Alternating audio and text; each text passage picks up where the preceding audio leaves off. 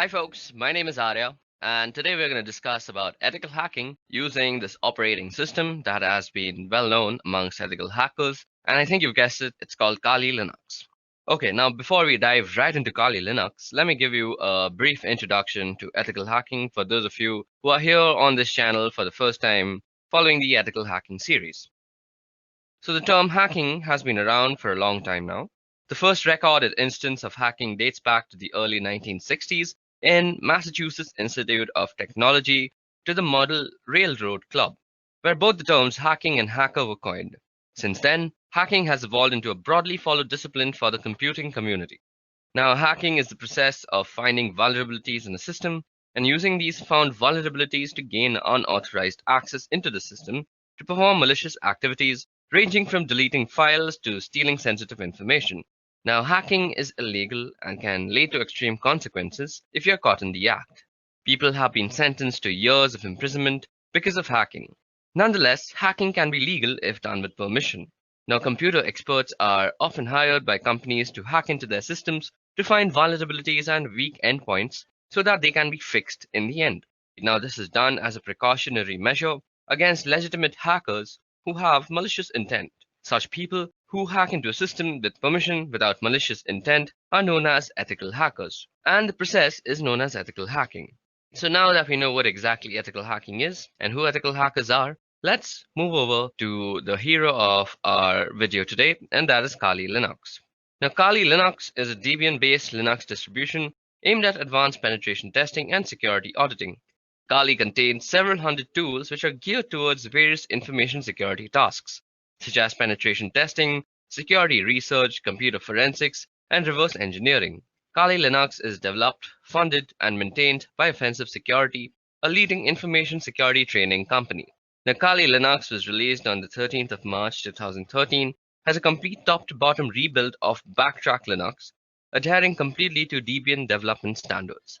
Kali Linux is specifically tailored to the needs of penetration testing professionals, and therefore all documentations are actually addressed to them in knowledge of and familiarity with the Linux operating systems in general. Now, as you guys might also know, that Kali Linux is basically any Linux distribution that comes preloaded with a bunch of penetration testing software. Now, some might argue that Kali Linux is not really necessary, but well, it does save you a lot of time if you're a penetration tester. Aside from saving a lot of time, there are a number of reasons that you should be using Kali Linux for. Now, let's go over the reasons one by one.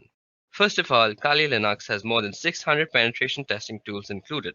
Now, every tool that was included in Backtrack did not actually make it to Kali Linux. A great number of tools are simply not added because they do not work or because they duplicated what other tools did. So now you have a bunch of tools that serve a specific purpose and they are basically not cluttering up your computer with duplicates and useless tools. The second reason that you should be using Kali Linux is because it's free and it always will be. Now, Kali Linux, like Backtrack, is completely free of charge and always will be, and you will never have to pay for using Kali Linux. The third reason is an open source Git tree. Now, Kali Linux is committed to the open source development model, and the development tree is available for all to see. All the source code which goes into Kali Linux is available for anyone who wants to tweak or rebuild packages to suit their specific needs. Then, another reason for using Kali Linux is a wide-ranging wireless device support. A regular sticking point with Linux distributions has been supported for wireless interfaces. Kali Linux has been built to support as many wireless devices as you can possibly think of, allowing it to run properly on a wide variety of hardware and making it compatible with numerous USB and other wireless devices. More adventurous users to customize Kali Linux to their liking all the way down to the kernel, which brings us to the kernel now. And the last reason, according to me, that you should be using Kali Linux is because custom kernels and patched for injections. So as penetration testers, the development team often needs to do wireless assessment, so our kernel has the latest injection package that allows you to do so with much ease. So this was 6 reasons as to why you should use Kali Linux. And you can find a lot more reasons on the Kali documentation, so you can go through them if you want. Now, this brings us to the main agenda of our video today. So with that out of the way, now that we know what Kali Linux is and how it works, and why you should be using Kali Linux, let's go over the topics that we are actually going to go through the course of this video today. So through the course of this video, you could expect to learn a bunch of stuff. So firstly, we'll go through some command line essentials because Kali Linux tools are mostly in CLI format. So we have to be well versed with the command line essentials. So that's the first thing that we're going to tackle. Then we're also going to tackle how we can stay anonymous using proxy chains in Kali Linux. We'll be talking about MAC changers, and we'll be also going into the whole realm of wireless penetration testing. We'll be checking out tools like Aircrack NG, and we'll be also testing on how we can brute force some WPS pins. We'll be going through router vulnerabilities and some other miscellaneous topics that I couldn't really group into one. So without wasting much time, let's dive into the first topic for today, and that is command line essentials.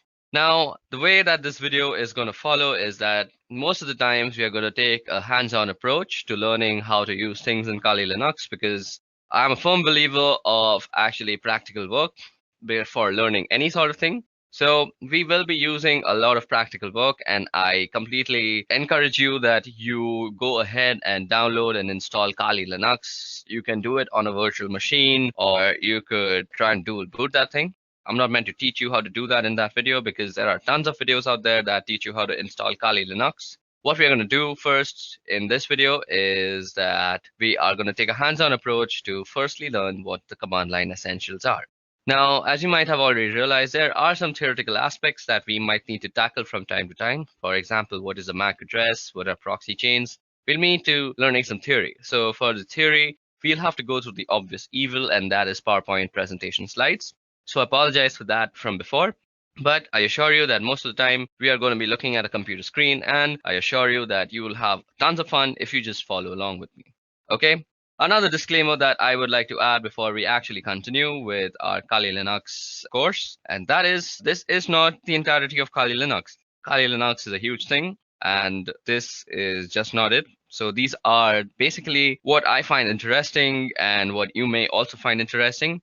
And these can cause a bunch of damage if you're doing it without permission. And damage comes with repercussions, which could include you being arrested, and that is not my fault.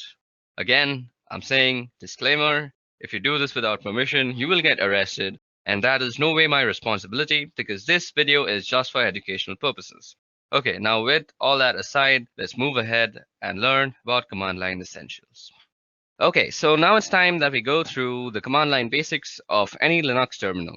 Now, the Linux terminal is a very powerful tool. It allows you to move around the whole operating system through the files and folders. It allows you to create files, change their permissions, change how they behave, and a bunch of other things. You can do filtering, you can grab stuff, the specific stuff from a specific file, and there's a bunch of interesting things that you can do. And as an ethical hacker, you will be working with a Linux distribution most of the time, whether it may be Kali Linux or some other thing like Parrot OS. But you will be working on Linux most of the time because it's a powerful tool for networking analysis and scanning and all sorts of stuff that you want to do as an ethical hacker. So the first essential step is to actually know how to use the tool that is available to you. And that is out here, which is the terminal. Now, as I'm running this on a virtual machine, you might find it that my execution times are much slower. And that is because I have a very, very slow laptop because my virtual machine is actually eating up a lot of my RAM. And I have a bunch of other processes that are also rendering. I do this on my free time. So let's go ahead and go through the commands that we are going to actually go through. Now, let me actually make a list of commands that I want to teach you guys. So let me see if LeafPad is available.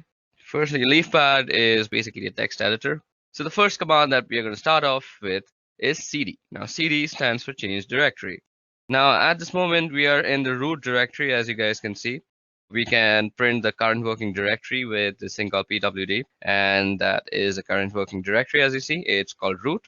And suppose we want to change our directory to the home directory. So all we have to do is cd, which stands for change directory, as I just said, and specify the path. Now cd/home. Okay, so once we're in home, I want to make a list of commands that are used on the CLI that I want to teach to you guys.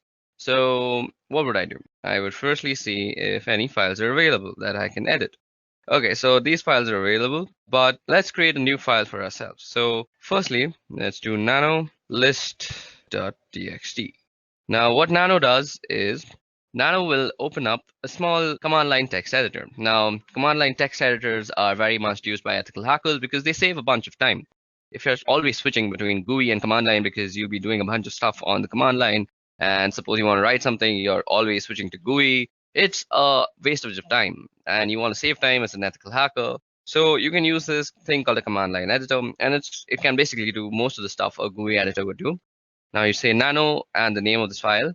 So nano basically has created this file now, and it has opened up this new fresh window which overrides the command line that we were in, the bash. And this is the place where you can actually edit what goes into the file. Now let's see the list of commands that I'm going to teach you. I'm going to teach you ls. ls will be the list of files. We did cd. We saw a pwd. So that was the print working directory. We'll be looking at how you can copy stuff with the cp command. Then we'll be looking at mv, which is basically move. Then we'll be looking at cat, and that's an interesting one. And also less, which is another interesting thing. Then we'll be looking at grep, which is actually used for grepping or grabbing things from files that you might want to see. You'll see what I mean in a short while. We'll see echo, which probably does what you think if you have any experience with Linux. Then we'll be doing touch, and we'll be doing make dir, which is make directory. And then we'll do in chown, chmod. Then one of the most dangerous commands has rm, and then you can do man plus help.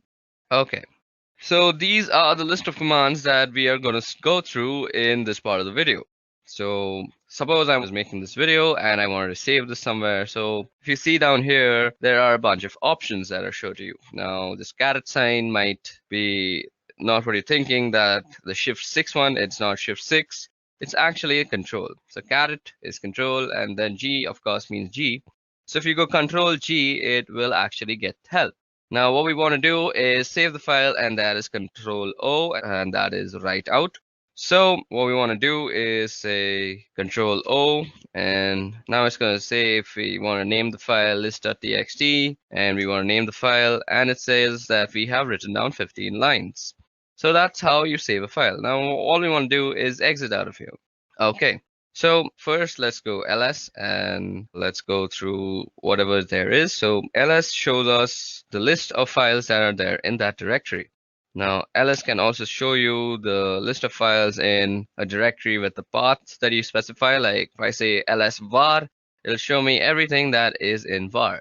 Okay, there are a lot of interesting things in var, so let's head over to var. So cd/var, and you hit enter, and now we are in the folder var. So now to actually demonstrate how powerful ls is, we have a few flags. Now to see the flags of any command, you can just do --help universally throughout the Unix command line. So out here you see some information that is kind of tough to read, but if you go on top and scroll out here, you'll see all the flags that you can use with the command, that is ls, and how you can use them. So you can see what to use, and you can read a little bit about it. So if you use all, it ignores entries starting with dot. So suppose we were to do ls in var, let's see. So it shows us like this. Now if we do lsl, it'll show a long list with more information. So these are the permissions that you see out here. We'll be seeing how we can change the permissions of files soon enough. And this is who owns the file, the user and the user group. This is the file number, I guess. I'm not sure. This is when they were created. The name of the file. This is the time when the file was created, I guess. Okay, so that's how you get very detailed information about all the files. Now, there's another thing you might want to use with ls, and that is the a tag. So you can go lsa, and it will show you all the hidden files also. So now you see some 2 files that were not shown out here. Our file list begins from backup, but when we do -la, we see 2 more files, that is dot and dot dot. So let's see if we can move into that, cd dot. So we can't even move into that. So that's interesting. So these are hidden files. So these are not seen to random users, and we can actually do stuff with them. We'll see how we can use hidden files later on. So if you want to show hidden files through ls, all you have to do is ls and -la. So that was all about ls. So let's move back to /home, where our list of commands that I want to show you all was. So cd home, let's ls and see what was it called. It's called list. And suppose I want to see the contents of list.txt. All I have to do is say list.txt. Now it shows us whatever this file is containing. It'll read it out for you. So we've done cd, we've done ls and its various forms, we've done pwd. Now it's time to do cp. So cp is basically used for copying files from one place to another. So suppose I want to copy this address file that is there into some other directory, let's say var. So all I would have to do is cp name.txt, and then you specify which location you want to actually copy it to. So cd/var. So this is where I want to copy my file to, and you hit enter and it's copied. But that was a very small file. Now we can actually check if it was copied before I move on and pour some more knowledge into you. So let's go into var. So cd/var, hit enter, and you're in var again, and you see ls, and now you see a name.txt. So let's remove name.txt from here because I want to copy it again and show you all a difference between a flag that I'm going to use right now. So the hyphen and letters that you use are called flags technically in the Linux terminology. So let's go back to home. Now, instead of the name of the file and moving back to home just like I did, you can type out the complete name of the file out here. So you could have gone cd/home/name.txt and copy it to /var. But this time what we're going to do is we're going to use the -v, which is basically used for a verbose output of whatever you're doing. So most of the commands that we're going to using will have a -v with them. So let's see how this actually affects the output. So what we're going to do is we want to copy, so cp and verbose, and we want to copy the file name.txt, and we want to copy it to the folder called var, right? So now you'll see that it will give us what is being moved, rather, that is name.txt, and where it is being moved to. So this is a very good way of knowing what is actually happening, because if you do it without the verbose part, and suppose name.txt was just a 20 GB file, and you just don't know if it has finished or not.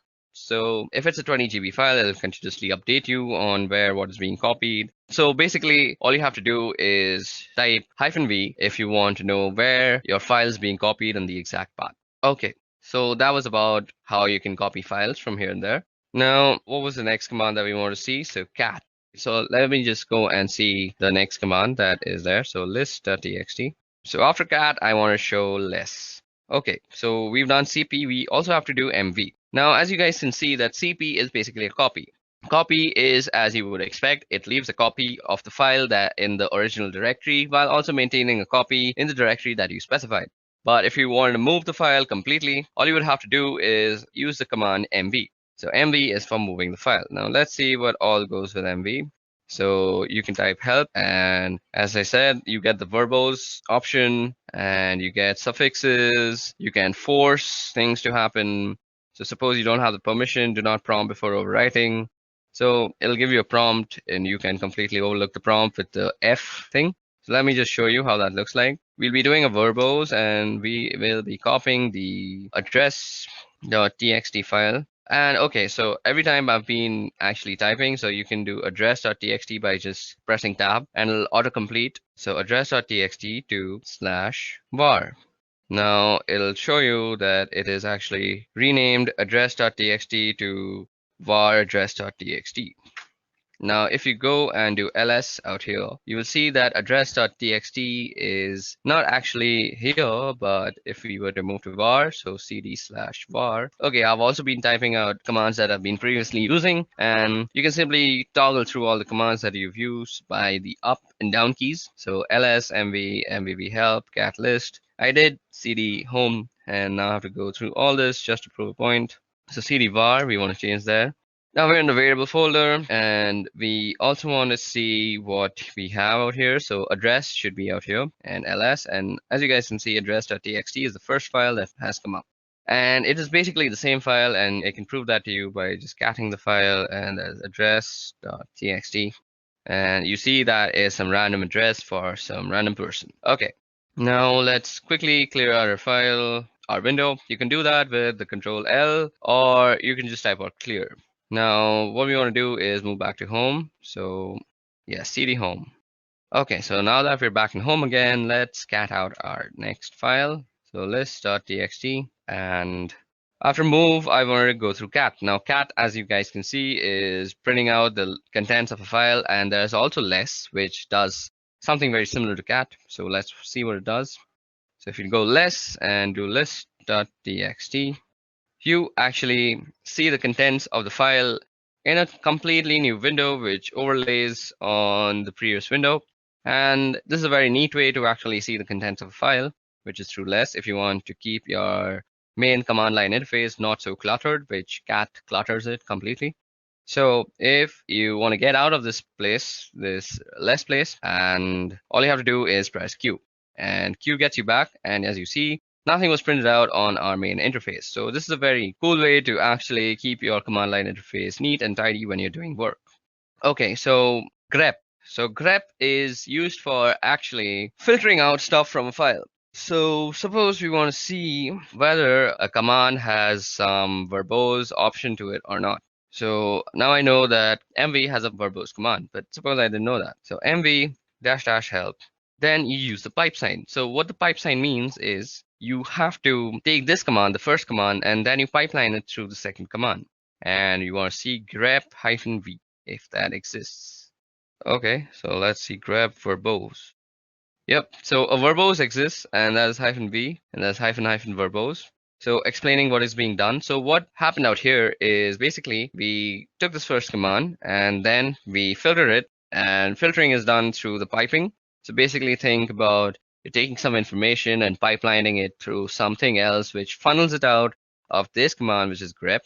So you can use mv/help in conjunction with a bunch of other commands, just not grep. And I'll leave the creativity up to you. So grep is basically used for getting what you want from a file, and grep is used very, very much throughout this course of this video, through this Kali Linux tutorial that you're going to be watching. So that is a very easy way to see if you have a particular option, or let me do something else also. So cd/var. Now we're in the var folder, and let's ls. We actually have name.txt. Now let's also go into backup. So cd b and tab, and that brings us the backup folder, and we're now in the backup folder. Let's do an ls out here. Okay, so we have a bunch of files. Okay, we have some password.back. Now see, if you have cat and you go password.back, you can see the entire thing. Now, what if you didn't want this entirety of it, or if you wanted something in particular? You want to be very neat. So you can do that same command. You can pipeline it, and you can say grep, and you want everything with no login. So we can see that there are a bunch of things that say no login, and we only want those. And these are all the things that say no login in them. And it's a much lesser list, and it gives us a very particular list that you are looking for. So that is how you use grep. So now let's head back to home. Okay, I typed that wrong. And again, let's see what the next command is. So now let's start txt. So we've done grep. We now have to do echo. Echo and then touch. Okay, let's go back. Q. We press Q and we get out of there. So what did I have to teach again? I'm such a dummy. We have to do echo. Okay, so what is echo used for? So suppose you were to say echo and open quote hello world. It would basically do what command says, and that is echo whatever you say. Now it'll say echo hello world, and that will basically echo whatever you typed out in the quotations, that is hello world, spelled very wrong. Okay, now suppose you want to actually put this into a file. So you could do echo hello world, let's spell it properly this time, and you want to insert it into a file. We had a phone number, I guess, phone number.txt, yep, and we can echo it into that thing. Now that was done. Now let's see what is phone number.txt. Phone number.txt, and it says hello world. So you can basically input text into a certain file with the echo command, and that's how you do it. Okay, now let's also see how you can make directories, and that is with the make directory command. So okay, we also have to do touch before that, I forgot. Now touch is used for quickly creating files. So touch, you could say touch and then the file name. So we can create a name file again, name.txt. or that will create a name.txt. Let me just show it to you, lsl, and we have a name.txt. We can also create multiple files with touch, and we could say file1, file2, and file3. So like this, you can create multiple files, and let me just ls that out and show it to you, lsl. And we have file1, file2, and file3. Now we can also create a directory. So make dir and the name of the directory. So suppose you wanted to save all your movies in one directory. So make directory movie, and now you have a directory called movies. And you can also move into movies. So cd movie. Okay, so that's how you create directories, and you can move into them with the change directory folder. Now let's see what the next command was. So cd and dot dot. So with cd dot dot, you can move back to the previous folder if I'm already not told you that. And since we're in movies, we can just go back to home with cd dot dot after. Now let's see what else is there. So cat list dot txt. And okay, now chown chmod. Now chown will be a little tough to show because we don't have any sort of other user out here. The root user is the only user that we have on this VirtualBox that is set up. But if you want to change the ownership of a file, let's say, so you can see the ownership of a file through the lsl command, and you see that root and root. So this is the owner name and this is the owner group, and they're mostly the same thing. So our next command that we're going to actually see is called chown. So let's see how chown is actually used. Chown is used for changing the ownership of a file. So I actually don't remember how to use chown. So if you actually don't remember or you're getting stuck somewhere, just use the help function. So if a command line argument is symbolic, so let me just go through this once. So this is how you use it, owner and then colon group. Okay, and then the file name. So you go chown, and then you want to say the name of the owner and the group you want it to belong to, that is root and root. And then you specify the name of the file. So suppose I want to change file1. Now it already belongs to root and root, so it doesn't really matter because I don't have any other username to actually change the ownership to. So this is how you would normally change ownership. So let me just show you where you can see the ownership, and that is ls-l. And out here, the root and root you see on file1 is basically this is the owner and this is the owner group. They're normally the same thing and the same name, but if you had some different owner like a guest, you could change it by actually using the chown method, the command. Methods are different things. I always get confused because of the programming. Okay, now the next command that is left is called chmod. To actually show you how chmod works, let me show you an interesting file. So suppose, let me just do this once. Okay, now echo. What we want to echo is, let's echo hello world. And let's put that in quotation, and we want to put this in test. Now, once we've done that, let's ls, and we see that we have a test file out here. And we want to move test to test.sh. So test.sh is the executable file that is used in bash scripting. So we move test to test.sh, and the way you actually execute bash files on your command line is with the dot and the slash. So you say dot slash, and if I press T and I press tab, you see that there is no options that's coming up. That is because test.sh is not an executable file. So test.sh don't have the executable permission. So let me just show that to you. ls, and you see test.sh. It doesn't have the executable. Now you see movie, it is executable. I don't know why, it is a directory, so it is an executable. You can move into it. So it's blue in color. So the way you actually can make this an executable is by changing its permissions. So the way you do that is chmod, and basically you change it to an executable. So plus X, that is making an executable. If you do plus R, it'll make it readable. And if you do plus W, it'll make it writable also. So if you do plus X and do test.sh, and now you go and do lsl, you'll see that test.sh has become green because it is an executable file now. And now if you do dot slash and you press T, you get test.sh if I press tab. So now it is an executable file, and if I execute it, it presses out hello world onto my screen. So that's how you can use the chmod, or which is basically the change of permissions of files. And we'll be changing permissions of files throughout the course of this video. It'll be very useful for us, and you'll see as we go along with this video. Okay, so the next thing that I want to show you all, only two are left, and I remember those now, and it is rm. And RM is used for actually removing files. So you should be very careful while using RM or any sort of removing command on a Linux system, because once you remove something, it is very difficult to get it back and it's almost near impossible. It's not like Windows where it's basically just disappeared in front of your eyes, but it's still there in the memory, cluttering it all up. That's why Linux always trumps Windows. That's one of the reasons. I'll make a video on that later on. But for now, let's focus on RM. Now we can remove file one. So let's see.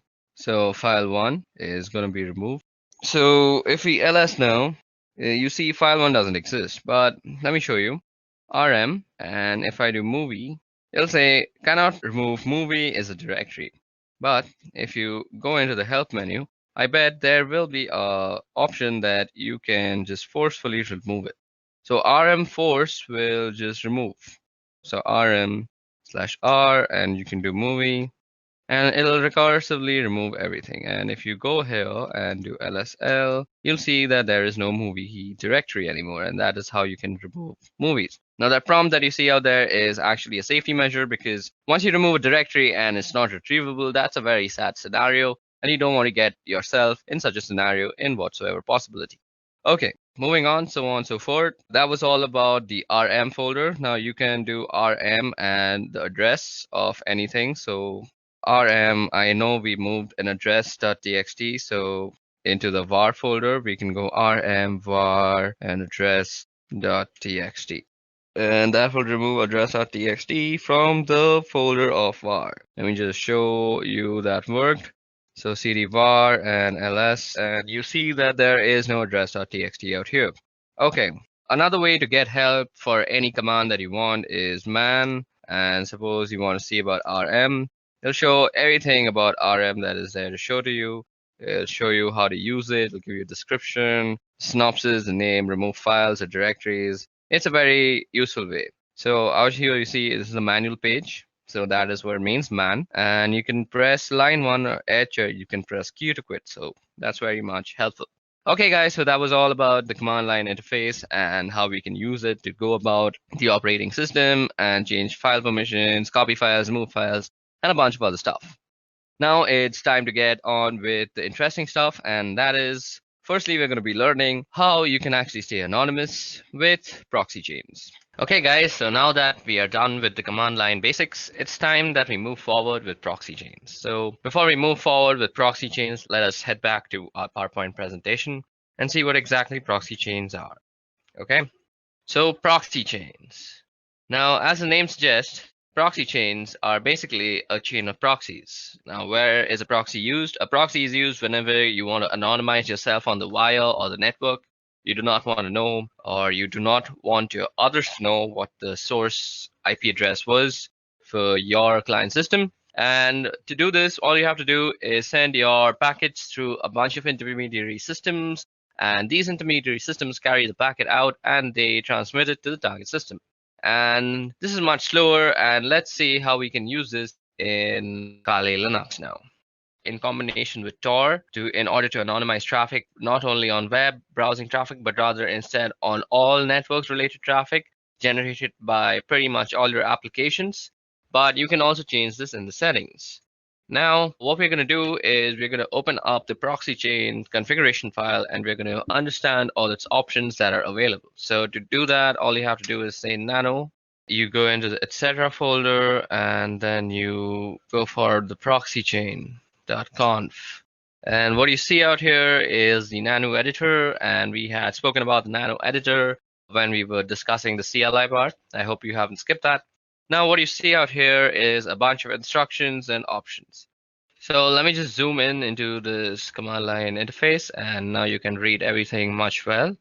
So what proxy chains is, well, it gives you the ability rather to route your traffic through a series of proxy servers and stay anonymous in such a fashion by hiding behind them or by having them forward your requests, so it looks that on the other side that your requests are coming from them as opposed to you. Now, surprisingly enough, there are a large amount of these proxy servers out there that you can use, but they're not very stable.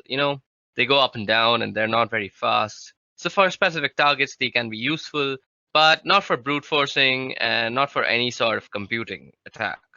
So suppose you're doing something to a certain target. If you're trying to log in or you're already logged in, you can definitely do it through proxy chains. and it will be reasonably fast and reasonably stable as well. But if you're doing some sort of mass scanning or you're brute forcing a password or something of a kind of a proxy chain with a list of proxies selected from the internet, especially the free proxies, it's not going to work. I mean, it's going to work out eventually in a technical sense, but it will consume more time than you can spare.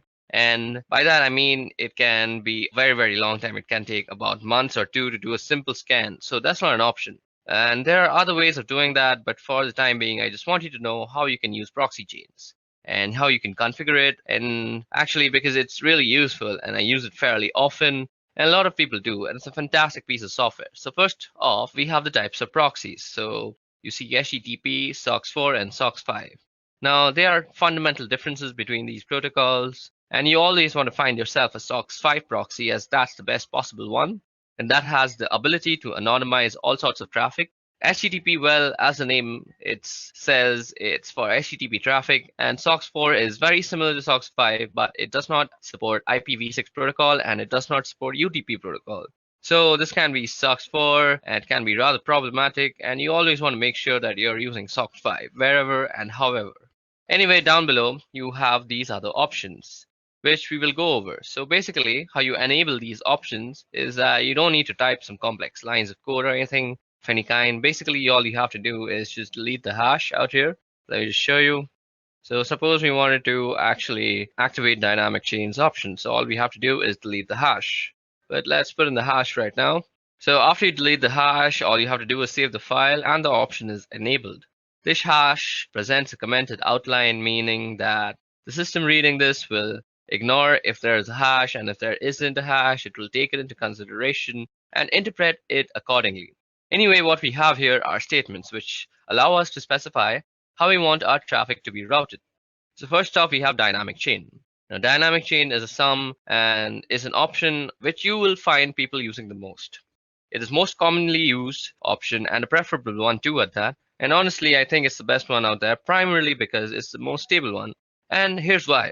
Now, suppose you have ABCD proxies. So those are some servers with IP addresses, with open ports. And if you have a strict chain policy, which is enabled on this computer right now, as you see, if you have a strict chain policy, we can only be able to access any site on the internet in general by going through ABCD. So you have to go through all of them, and you have to go through them in that specific order, that is ABCD.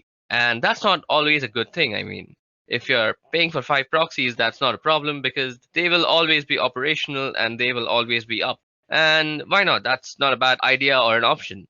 But there are, however, people who use proxies for free and they don't tend to pay for them. Why would you pay for like 5 proxies for a simple scan or something of that kind? They're not free and they cost money and they're rather expensive also. But still, I mean, the act of paying itself identifies you and kind of diminishes the amount of anonymity you have on the internet. So some complex payment methods can still be used to actually anonymize yourself, but it's fairly simpler to just use a dynamic chain. So firstly, we're going to go ahead and uncomment the dynamic chain option, and we're going to comment out the strict chain option. So strict chain will no longer be used, and I will be using dynamic chains. And one more thing to note here is that if you want to use proxy chains in combination with Tor, if you want to route all your traffic through the Tor network, not just web traffic, you must be enabling dynamic chains. I mean, there's a chance that it will work with strict chains, but due to the instant instability of Tor nodes, it is highly unlikely you will need dynamic chains, and that is why I'm using them. Anyway, if you're using dynamic chains, just give you the ability to go from ABCD to your desired destination by not having to adhere to any order. So let's say C is down and you would go a B, D, and it would work with no problems. Even if B was down, you would go to a D and you would go and still reach the destination. So as long as one single proxy is functional, it's going to work and you don't require any specific order to do it down below. Now down below you have some other options too. So first is random chains. Now random chains in effect are basically the same thing as resetting your service. I mean, if you're resetting your Tor, you will be now assigned a new IP address. Tor assigns you a new IP address every 10 minutes or so. Anyway, with the random chain, you can specify a list of IPs, and then you can tell your computer, okay, I want you to try and I want you to connect to this point. And every time you connect, every time you transmit a packet, I want you to use a different proxy. And we can do that as well. And that's one of the options definitely. And you can say, okay, use this is phone 5 times and then change to another one or some kind of like that. There are a lot of options to specify there, primarily the chain length. Anyway, down below there's quiet mode. you don't really need that, then that's proxy DNS requests no leak from DNS data. This is very important. You cannot have any DNS leak. And let me explain to you what DNS leaks are. And even though somebody cannot get your particular IP address, they can get the IP address of the DNS server that you are using. And that DNS servers do is resolve the main domain to the IP address and vice versa. So for example, if you typed in youtube.com, the DNS server of your local ISP provider will resolve that into some sort of IP address that YouTube has, and it will make a request. No problem. And you do not want that happening because your local DNS server will be discovered, and that is information that can be used in order to figure out your personal IP address. And when that is done, your physical location is pretty much compromised, and that's a no-go. And you definitely need proxy DNS here. It might slow you down a bit, but without that, you're practically not anonymous, and it's just a matter of time before somebody finds you. Now, if you go down below, we have some other options here, but we're not really interested in them at the moment. What we here are for the formats for entering proxies, and I'm going to leave it at that. So what you see out here is first the type of the proxy, that is SOCKS5, then the IP address, then the port number, and then two words, that is Llama secret, and then juice to hidden. Okay, so now what you see out here, as I just said, is how you would actually write down your proxy chains. And now, as I had already also said, you always want to be using SOCKS5 and you don't want to be using HTTP because they're not really that safe. And SOCKS5 doesn't support a lot of options anyway. And this is the IP address of the proxy server that we will enter a few of them manually later on. And this here is the port number that you see on which the proxy server is listening. And that port is open over here. These two words now, what some proxy servers, especially paid ones, will always have a username and password. So you can just type them here in plain text. Unfortunately, it is assumed that only you and you alone have access to this computer besides this file. And besides, this file is not everybody can read this file. Anyway, so if you can just type in the username here and password here, you will gain access to a certain proxy that you have chosen or that you have paid for. Anyway, these are just some examples, and we won't actually be using these proxies or anything of a kind. We need to go down below here. Out here you see. And at the end of the file, so if I just press enter a couple of times, there we go. So here is only one proxy active at the moment, and it says SOCKS4, and all traffic being routed here through Tor by default. So let's set to Tor now, and Tor default listens on this port. So this 9050 port is where Tor listens on. Now, what we want to do is we want to add a SOCKS5 proxy address. So what you want to do is just type in SOCKS5 and the same IP address, SOCKS5. And you want to be keeping the spacing correct, just use tab. So 127.0.0.1, and then you want to specify the port number also, so 9050. So what you see out here, the 127.0.0.1, this is the loopback address of your computer. So this is for inter-device communication, and if you ping this address in, if you're pinging yourself basically, and usually people ping this address in order to make sure that the IP protocol is set up correctly, even though they don't have internet connectivity. So let's just type in 1.27.0.0.1 and the same port number and 9050. So now we have to press Control O to save our file, and we're going to save under the same name, and we wrote 65 lines of codes down, and that's written. And now you have to press Control X and you exit out. So let's press Control L and clear out our screen. Now we just edited our proxy chains configuration in a very neat environment. So to go ahead and type in our service door status. So we want to check the status of our Tor service. So service Tor status. So Tor service could not be found. So do we have the Tor service installed? Okay, so Tor service is not installed. Just give me a little moment. I'll quickly install it. Okay, so now that we have set up our proxy chains configuration file and we have put in a SOCK5 proxy chain, giving it the Tor service. Now what we need to do first is start up our Tor service. Now to actually check if Tor is running or not, or if the Tor service is running or not, let me just clear that out. We need to go service Tor status. And you see it says it's inactive. So what you have to do is say service Tor start, and that will start the Tor service. It might take some time depending on the system that you're using, and voila, there it has started it for me.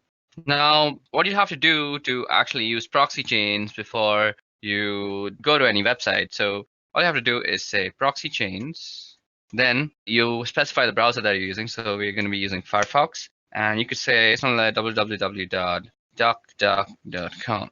So now here you will see how your thing is being transmitted to duckduckgo.com. When I say thing, I mean your packets and your requests. I'm sorry for my vocabulary.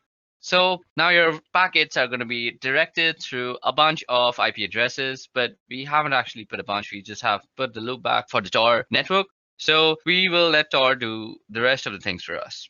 Okay, so depending on your system, this might take a little bit of time to actually open up. Okay, so let's go ahead and see what's actually happening on the terminal while this thing is loading up. Okay, as you can see, it's going through a bunch of proxies out here, and some are denying it, and some are saying it's okay. So as you guys can see, most of the time you might get denied, and it'll be a lesser number of okays, and that is exactly what we're looking for. Because primarily we have gone a great extent for the anonymity, and what you want to do is stay like that. So this is basically how you use proxy chains. Now, if this computer just decides to open up DuckDuckGo.com on Mozilla, I could actually show you some interesting stuff, but it seems my computer has kind of given up on actually opening DuckDuckGo. It's still waiting for DuckDuckGo's actually confirmation, but that's about it. So this is how you can actually configure proxy chains. I'm really sorry that my computer isn't working right now so well, and nothing is actually opening on Mozilla. It's mostly because my RAM is overloaded. I think I should go ahead and get myself a new RAM. But for now, let me just also say that we can put some custom proxy lists, and instead of just saying, let me just go ahead and open up that file again. As you guys can see out here, I'm going to end this right now because my computer can't really take all this pressure. See, it's lagging so hard. Okay, let me just quit out of that and let me just open up a new one. Now, as I had said that you can put up some custom proxy lists. Not really going to do that, but let me just show you how you can do that. You go nano and you go etc and proxy. So you basically have to go into the proxy chain. Okay, so I think I have to put this again. Yeah, now if you just go in and edit out here, all you have to do is set up dynamic chains, and you can go online and search for free proxy lists, and that'll give you everything with the port number to the IP address. Let me just show it to you. Free proxy server list. So all you have to do is search for free proxy server list, and you can see out here the proxy type is HTTPS, and you basically want to find the SOC5 proxy. To find SOC5 proxies, just add that into your keyword. And once you find those proxy addresses, all you have to do is take down this IP address and followed by the port number, and you go ahead and just put it down in this configuration file. And then you hit Control O, and you just save it, and then you just go back. So that was all about proxy chains and how you can set up proxy chains to make yourself very anonymous. I'm sorry, the whole Mozilla part didn't work. That's the sad state of my computer. But moving on, let's go ahead and study about MAC changes. Okay, guys, so that was all about proxy chains. Let's move ahead to MAC changer. Okay. Now, before we go into the tool called MAC changer, let's just see what a MAC address is. Now, MAC address actually stands for Media Access Controller Address of a device and is a unique identifier assigned to a network interface controller for communication purposes. Now, MAC addresses are used as a network address for most IEEE 802 network technologies, including Ethernet, Wi-Fi, and Bluetooth. Now, in this context, MAC addresses are used in the medium access control protocol sublayer, and as typically represented as MAC addresses are not recognizable as 6 groups of 2 hexadecimal digits each. Now, these are separated by a colon, and the first 3 hexadecimals are actually the organizationally unique identifier, so they actually represent your vendor, and the next 3 hexadecimals actually represent your network card uniquely. Okay, so when you are actually on a network, you are recognized on something called an ARP table. Let me just show you the ARP table, how you can see it. Let's go in. So the password is root. So an ARP table is basically an address resolution protocol table, and well, this is a virtual machine and it doesn't really know many machines on the local network. But if I were to go on my Windows system and show you my ARP table, let's see. Okay, so if I show you the ARP table of my Windows machine, or on any machine that has a TCP/IP protocol suite installed, you will have this command that is working called ARP, and you give the -A, and now you see that your IP address or somebody else's IP address is actually mapped to a physical address. Now, the MAC address is very commonly used in the ARP protocol, And this is how you are actually identified on a network. Now, sometimes what you want to do is be unknown on this network. There are various reasons why you want to do that. Let me just give you an example of a very malicious reason that was done in my college. So we as students would actually change the MAC address of our own computer to the professor's computer. So we would somehow look up the professor's IP address and then come to know about his MAC address. And then we would spoof our MAC to be his MAC address. And then we would do some sort of malicious activity on the college internet. And then the internet administrators of our college would come to know that that MAC address is doing some sort of malicious activity. And that MAC address would get permanently banned for that session on the college network. So basically, our professor would not be able to use the wireless projectors that he would use to actually show us his presentations. And we'd end up getting a free class. Now, I am not actually promoting any sort of bad activity like this. I have just experienced this in my own college life. So that was something. But there are many other reasons that you might want to spoof your Mac. Now, Mac Changer is an amazing tool for actually spoofing your Mac. So first of all, how do you come to know your MAC address? So let's see, you go ifconfig, and this will give us our MAC address. Now, this address that you see out here is the MAC address of this machine. So you can also check out the MAC address by going MAC Changer. Then let's type in the help options, and this will show us how to get the MAC address. So if you see there's a show flag, so we can go MAC Changer, and you can put the S and then you put the interface. Now the interface is where it's working. So eth0 is where we are actually getting. We don't want the loopback one. So eth0, and this will give us the MAC address. So our current MAC address is 080027. Let's see if that was the same one shown. Where is that MAC address? Okay, so ether 080027. So I'm sorry, this was the MAC address. I selected the wrong thing. What I was showing you is the IPv6 address, and you can see that's very, very long. So this is our MAC address. Now, what you might want to do to change your MAC address, well, let's see. With V, we can get the version. With S, you can show. We can do the E. And as I said, if you remember that the first 3 bits is about the vendors, so you can also get the vendor list by going -L. So you go -L, and this will give you a list of MAC addresses and which vendor they belong to. So sometimes if you know the vendors that are actually being used on the network of your college, for example, and you want to just stay anonymous and not raise any flags of suspicion, so you could hide yourself as a Cisco router. So suppose your college was using all sorts of Cisco routers, and you decided that today I'm going to spoof myself as a Cisco router and I'm going to screw around with the network. So it would not raise any flags before you actually decided to do some malicious activity. In some deeper inspection of your MAC address, people would actually realize that you are actually spoofing the address. And after some investigation, they would indeed take some time to actually reach to you and how you spoofed it. But the point of changing your MAC is not raising any flags. And that is exactly what you should try to do. So MAC Changer is also very useful for getting the list of all the MAC addresses and their vendor IDs. Now let me just clear the screen out quickly. So we go clear, and let's bring back the help.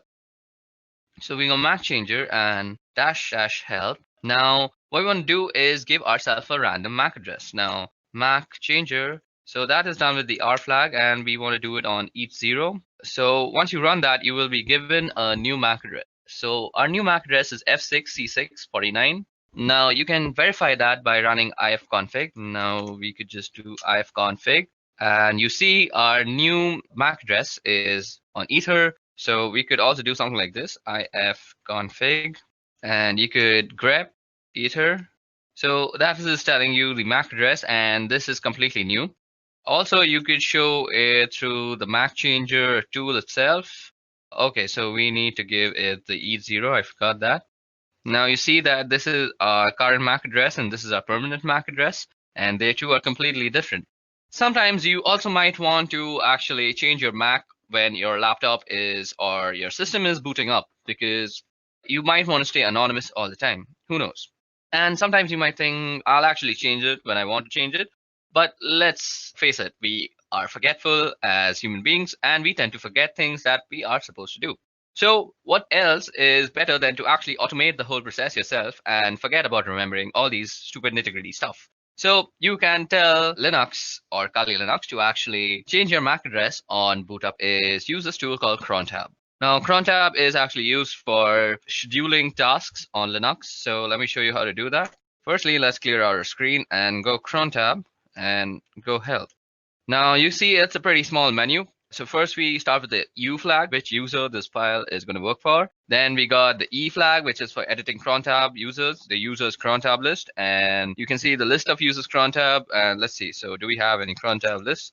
So there is no cron tab at this moment. So we can set up one for ourselves by going to the E. Then there's the R, which is delete users cron tab. And I want to tell you all, be very careful when deleting anything of that sort, because once you delete something from Linux, that I've already said that it is very, very difficult to actually retrieve it back. You might get fragmented pieces of what you had actually deleted, and that will only leave you with sadness and devastation.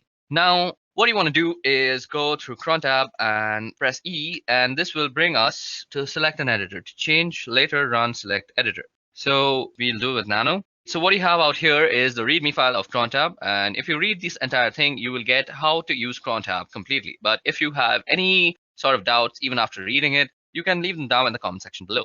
Now, what you want to do is actually set up a cron tab so that you can change your MAC address whenever you reboot your computer. So all you have to do is say at reboot, what you want to run is MAC changer. And if you remember, we want a random MAC address and we want it on ETH0. So that's done. Now all you have to do is save this thing. So you go Control O, and that will write it out to cron tab. And you press enter and you have written down one line. Now you go Control X, and you have exited out. So now let's us clear the screens by pressing Control L and enter. And let's go ahead and get our MAC address. So if we go ahead and run that, our MAC address is set to F6C649.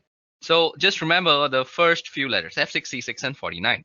Now let me just reboot my computer, and you will see after I reboot and run ifconfig again with grep ethop, we will see a different MAC address. Now, rebooting might take some time because I'm actually using a virtual machine, but till now it's given problems with the Firefox, but let's hope this won't take much time.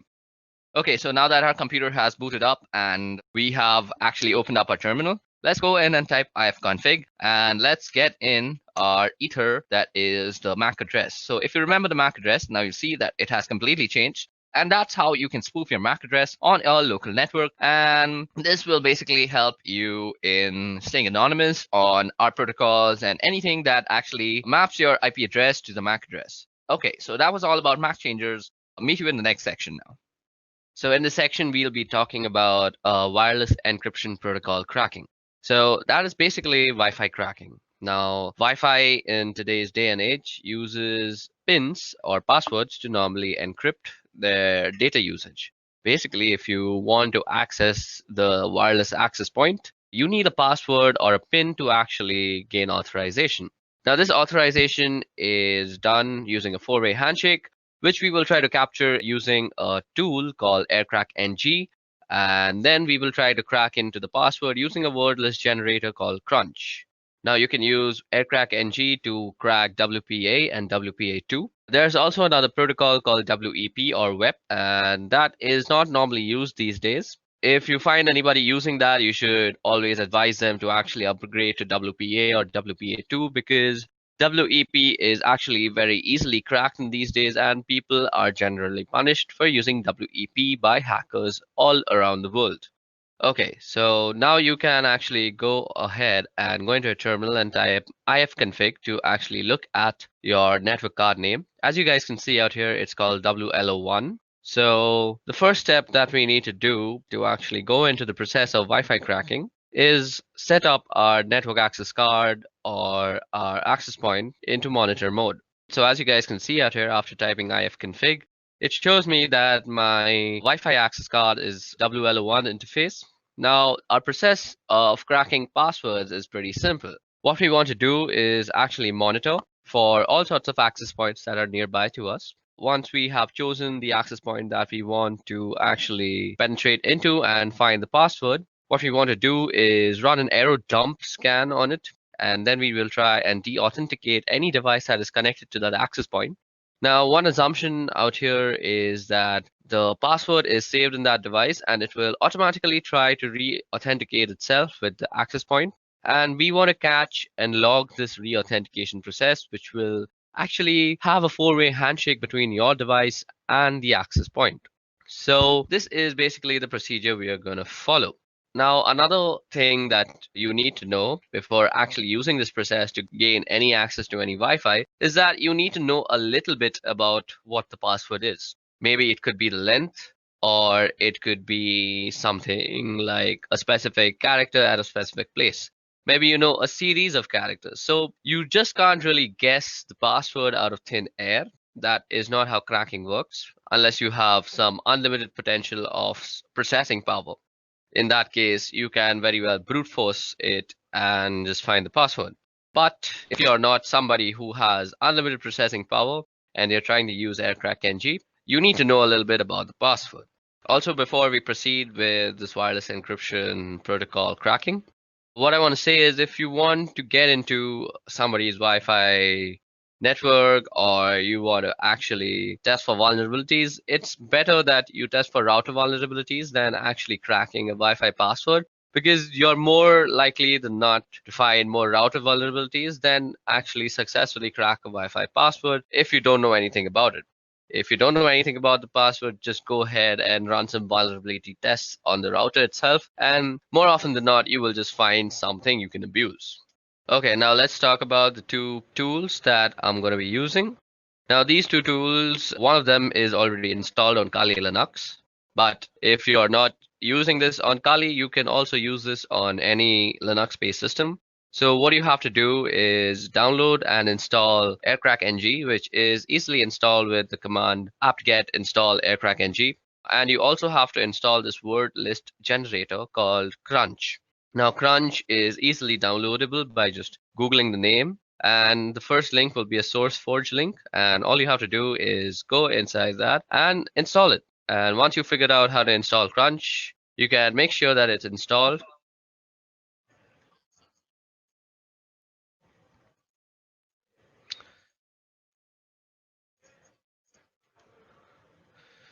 Now, once you have installed both the softwares, you can check out if the manual pages are opening up. Let me just open the manual page of AirCrack NG and show you that it has been properly installed. Now, as you guys can see, the manual page of AirCrack NG opened up and the manual page of Crunch is also opening up. So that means both of our softwares have been successfully installed on our system. Now, before we go ahead, let me just show you how Crunch actually works. So Crunch is basically a word list generator. What you would do is you try and generate a word list with given characters. So what you can see out here is I've typed in Crunch 35. So that means the minimum length is 3 and the maximum length is 5. And I've given it a series of numbers. So it will use these numbers and generate all the words that are possible from length 3 to length 5. So the way we are going to use Crunch in conjunction with AirCrack is that we are going to use Crunch to generate the word list. And then we're going to pipe the word list through AirCrack NG when we are actually trying to capture and crack what we will capture in a certain log file. Now, what you want to do first is actually put your network interface card on a monitor mode. Now, you can do that by typing in ifconfig and then the interface name, which happens to be WLO1. And first, you have to put it down. So, ifconfig WLO1 down. Now, to put your interface card into monitor mode, you have to type in iwconfig and you go the name of the interface and then you go mode monitor. Okay, it seems I've spelled it wrong, so let me just do it once again.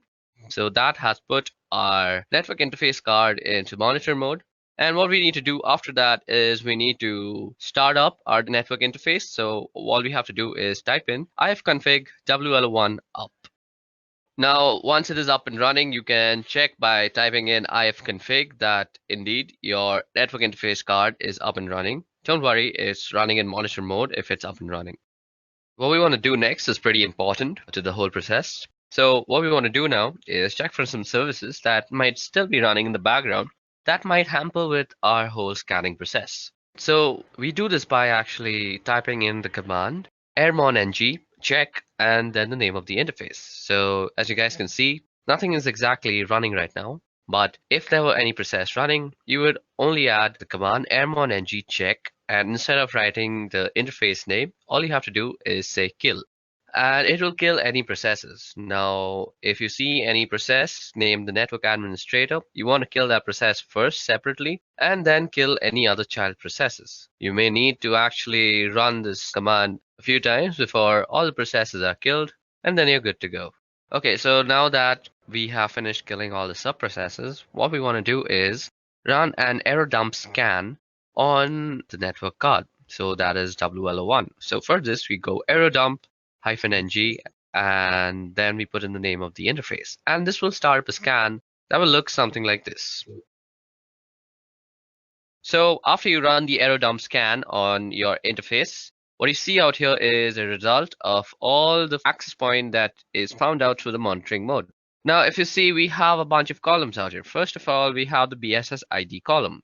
Now, the BSS ID column is basically the MAC address of all the routers that are found. Now, every router obviously has a MAC address. So those are the MAC address that is tied to the router names, which is shown by the ESS ID. Then we have the PWR column, we have the beacons column, we have the data packets column. Another important column is the channel column. It's important to know which channel your router is working on. Then we can see the cipher column, the authentication. So out here, we can see the encryption that is used. So most of it is using WPA2. So what we will be cracking is basically WPA2. So from this list, what you need to recognize is basically the Wi-Fi router that you want to crack into. Now, I'm performing this particular test in my office, and I don't really have the permission to actually go in and test them for these vulnerabilities. I'm not the security analyst of here, so I don't really have the permissions to penetrate into them. So what I have done is I have run a similar test at home using my own Wi-Fi, and I will show you the results for that. But for this working example, you will see the scans that I'm running in this office. So as we intend to stay ethical, what we are going to do out here is we are going to capture whatever we find in our office for only educational purposes. But when we are doing the actual cracking step, that is the last step of this whole procedure, I'll be running it on a file that I had generated at home, as I just said, because I have permissions to do whatever I want with my own Wi-Fi and passwords. Okay, so for this example, I'm going to pick this Wi-Fi that is called Edureka Wi-Fi, and it's running on channel number 6. So what we want to pick from here is the BSS ID and the channel number. We need to remember these two things. First, the BSS ID, and second, the channel number. Now, what you want to do after that is open up a new window on your terminal and log in as root. Now, what we want to do here is run a separate error dump scan on this specific BSS ID and check for all the devices that are actually connected to this access point. Now we do this by running the command error dump ng, and while we're doing this, we also want to capture all the scan outputs that we actually get into a certain file. So we'll be actually storing it in a file called capture, and then we just have to pass in the BSS ID and the interface. We also have to specify the channel. So let's see what the channel is one. So the channel is channel 6. So that's what we want to do. And we specify the channel with the -C flag.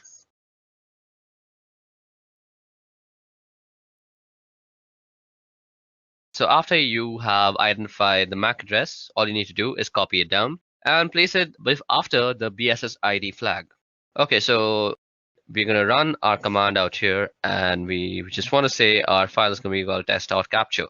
Now that our scan is up and running, all we want to do is wait till someone is actually connected to this access point. So I forgot to mention this. For this process to actually work properly, somebody needs to be connected to that access point, because what we are going to try and do is disconnect that certain device and let them reconnect and capture that log file. Okay, so it seems like nobody is actually connecting to it. So at this time, all I'm going to do is go back to our error dump scan that we had run on our network interface and look for some other MAC address or other access point to actually penetrate into. And let's see if something has actually connected to that. Okay, so, oh, voila. Now what you see out here is that somebody has actually connected to this access point, and his MAC address can be seen under the stations tab. Now, what we want to do is run a deauthentication broadcast message on that station and deauthenticate that guy. Now, to actually run the deauthentication process, all you have to do is go ahead and open up a new terminal window again and let the scan be running in the background. Don't close any scan at this moment. Okay, so the information that we need to remember is the BSS ID, or rather the MAC ID of the station. Now you also want your monitoring to be running on the same channel so that your deauthentication message is being already broadcast on the same channel. So we can do that easily by going airmon ng and saying WL1, and you can say start on the specified channel. So what we want to be doing is running this on channel 6. Then we want to go and use the third suite of tools, that is Air Replay. Now, Air Replay is used for broadcasting deauthentication messages and all sorts of stuff. Now, you can see all this in the help menu also, and you can do that by typing in dash dash help. If you go down, you see that you can send a deauthentication message using the -0 flag, and that's exactly what we're going to do. Then we say 0 again because we want to constantly send a broadcast of deauthentication. So it's looping basically. And until and unless we stop the scan, nobody will actually be able to access the Wi-Fi. So it's basically like a small DOS attack. And then we want to specify the BSS ID. Okay, so it seems like I forgot the whole A tag before the BSS ID, and that should get it working. Okay, so it seems like I have copied some wrong BSS ID, I guess. So let me just go ahead and copy that once properly. Okay, so now that we have the proper BSS ID, as you guys can see, we are running a deauthentication broadcast message on that particular network access card. And now you want to run this for around a couple of minutes so that you become sure that all the devices have disconnected. Now, while this is happening, what you're doing is basically sending a DOS attack to that small little Wi-Fi, and you want to catch the handshake that occurs between devices and the router that it is connected to while reconnecting themselves. Okay, so now that we've let the scan run for a couple of minutes, let us just stop it. Let's stop this other scan too. Now, if I go and list out the files on my desktop, you should see that there's something called the test capture. Now, the test capture is given to us in various formats. We have the capture format, which is test capture -01.cap, and then we have test capture CSV. We have a Kismet CSV. So it gives you a bunch of formats to actually run your cracking on. Now, if you remember, I had told y'all that I have already generated a similar file at home, basically, when I was trying to crack into my own home password. So I will be running the test on that file, or the cracking procedure on that file, and that is the last step of this whole procedure. So let me just go ahead and move into that folder. So I go cd scan. Now, as you guys can see out here, if I list down the files, you can see a capture1.cap, capture1.csv, there's a Kismet CSV, and there's a netxml. So I was not lying when I said that I have already done this at home. So we are going to run our cracking process on capture01.cap. Now, let me just tell you guys the password for my home Wi-Fi is sweetship346. So you can say that I know the entire password, but I'm going to act like somebody who only has a general idea of what my password looks like. So let's say I know that my password contains sweet ship, but I don't really know the last three numbers or letters or whatever they may be. Okay, so we are going to use Crunch once again to generate a list of words that might include sweet ship 346. And let me just open the Crunch manual for once. Now, if you go down in the Crunch manual, what you'll see is the -T.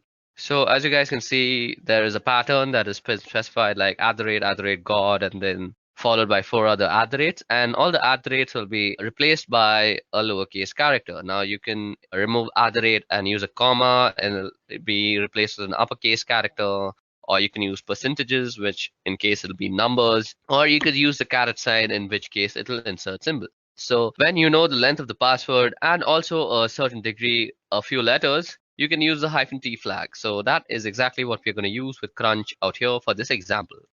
So let me just remind you guys that the password for my home Wi-Fi is sweetship346. Now what we can do is we can ask Crunch to actually generate something that looks like sweetship346. So what I could do is say Crunch. So the minimum length is 12. I already know that. And the maximum length is also 12. Now let me just input in the pattern. So we put in the pattern after -T.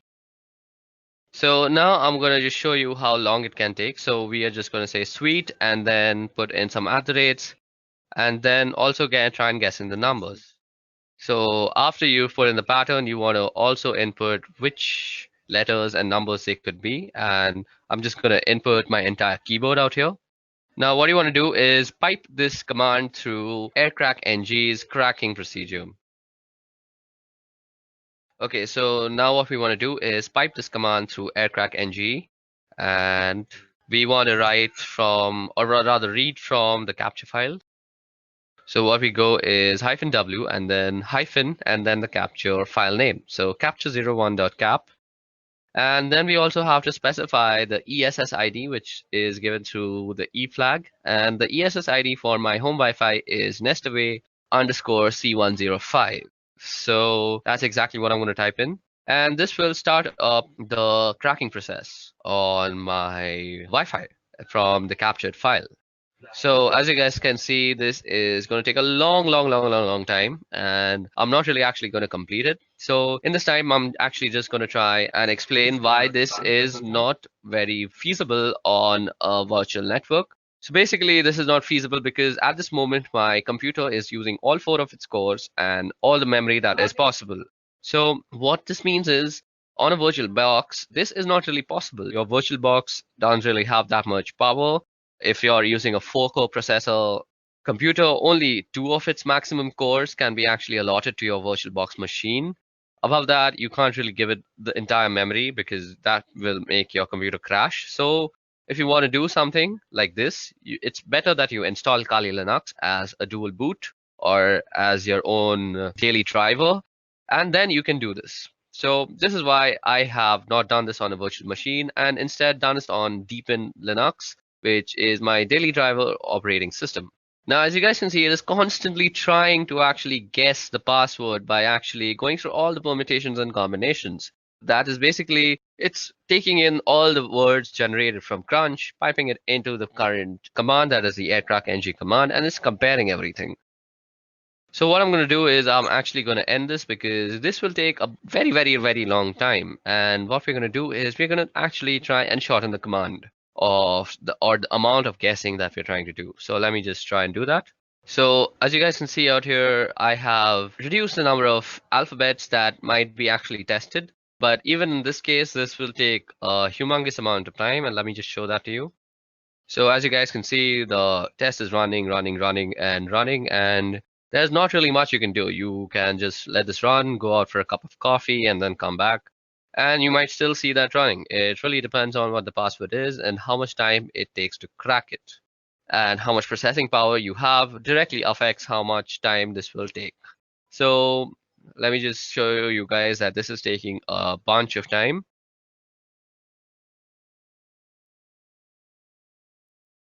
Okay, so now that I have fast forwarded a lot into the scan, you can see that I have tried almost 2127608 keys. So that's more than a million keys. That's 2 million keys that I've tried. So, and it still hasn't reached sweet chip 346. So what we're going to do is just to show you for demonstration purposes that this procedure actually works. Let me just shorten our guessing even more. So what we want to do is this time we want to just guess the numbers. So we will modify our command accordingly. So we just put in sweet chip and let the algorithm just guess the 346 part. So we're going to remove the alphabets from the guessing scope also. And as you guys can see, the password is almost immediately guessed because only 456 keys were tested. And as you guys can see, it shows that the key was found and it's sweet chip 346. Now, let me also show you that it works with the guessing of letters, just because I don't think I've justified that letters are also guessed and not just numbers. So let me make it just guess the P part. That is sweet she, and then it should guess P and then 346. So let me just show you that. And as you guys can see, it guesses it almost immediately after just going through 15,000 keys. Okay, so that brings us to the end of this Wi-Fi cracking tutorial and also to the end of this video, which was regarding ethical hacking using Kali Linux. I hope you guys had a bunch of fun learning about MAC changes, proxy chains, and a bunch of stuff that we did, like Wi-Fi password cracking. I hope you practice these procedures and methodologies that I've taught you only for your own educational purposes and not use it to harm anybody or do anything harmful with it, because let me just tell you very seriously that you can be prosecuted by the law. So let's end this video on a good note by saying please practice this for only educational purposes. Until then, goodbye.